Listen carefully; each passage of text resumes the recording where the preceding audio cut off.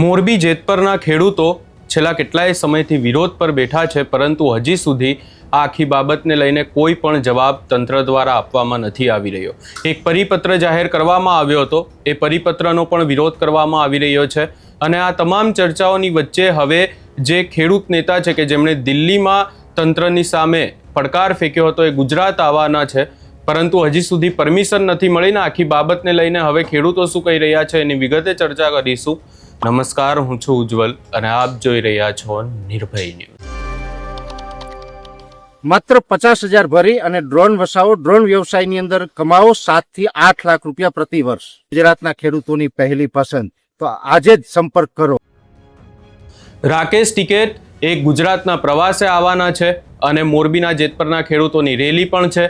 આ તમામ ચર્ચાઓની વચ્ચે અનેક સવાલો ઊભા થઈ રહ્યા છે આ રેલીને લઈને, અને ખેડૂત આગેવાનો દ્વારા હવે એવું કહેવામાં આવી રહ્યું છે કે પરમિશન મળે કે ના મળે, પરંતુ રેલી તો નીકળશે જ. વધુમાં સમગ્ર બાબતને લઈને ખેડૂત આગેવાન દ્વારા શું કહેવામાં આવ્યું એ પણ સાંભળી લઈએ.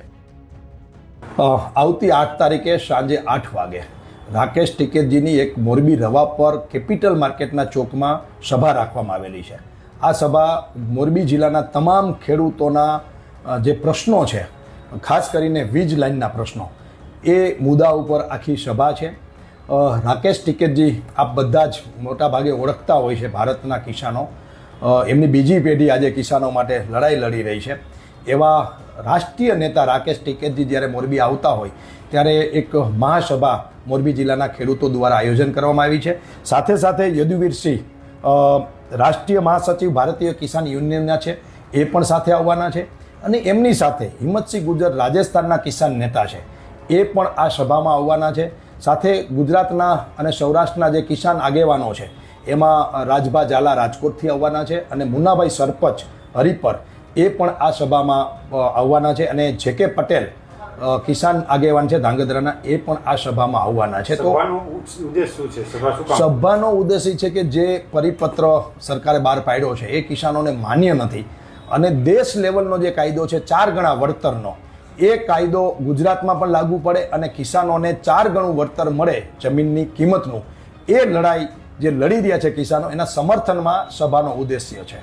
એક સ્વાભાવિક છે કે કોઈ એક સભાથી નિવેડો આવી જાય એવું બને નહીં, પણ સતત કાર્યક્રમોથી, સતત સરકાર સામે વાત મૂકવાથી અને લોક જાગૃતિની, કિસાન જાગૃતિની આ એક મુહિમ છે.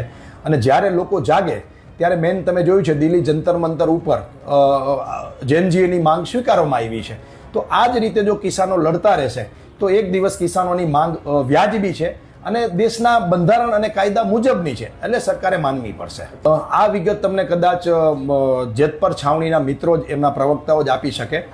મારી અત્યારે જે જવાબદારી છે એ આ સભા વ્યવસ્થિત રીતે થાય અને સભાનું આયોજન અને એના મેનેજમેન્ટની જવાબદારી છે. હું સભા વિશે જ તમને જે કંઈ માહિતી આપી શકું એ આપી શકીશ. આ સભામાં મોરબી જિલ્લાના તમામ ખેડૂત પરિવારો આવવાના છે, માતા, બહેનો, દીકરીઓ, વડીલો, યુવાનો, અને હવે નવું નામ જેને આપીએ છીએ યુથને, જેનજી, એ બોડી સંખ્યામાં આવવાના છે. અને આ સભા રવાપર રોડ ઉપર કેનાલ ચોકડી એટલે કે કેપિટલ માર્કેટ જે છે એના ચોકમાં આ સભા યોજાવાની છે.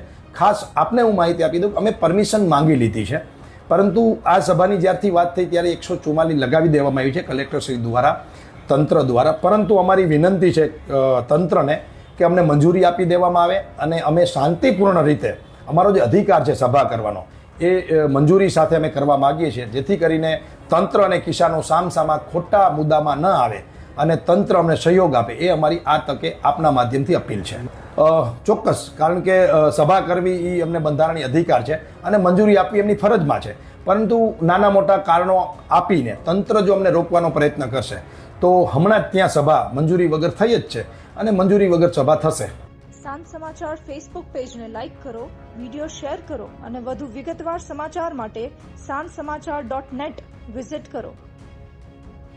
તમે અહીંયા ખેડૂત આગેવાનને સાંભળ્યા અને વાત સીધી જ છે કે જ્યાં સુધી તંત્ર દ્વારા પરિપત્ર પાછો ખેંચવામાં નહીં આવે ત્યાં સુધી ખેડૂતો આ આંદોલન જે છે એ ચાલુ રાખવાના છે. અને ખાસ કરીને અહીંયા રાકેશ ટિકેતની વાત કરવામાં આવે, જો તેઓ ગુજરાતમાં આવશે અને તેમના દ્વારા પણ વિરોધ કરવામાં આવશે તો પછી તંત્રની મુશ્કેલી પણ વધી શકે છે.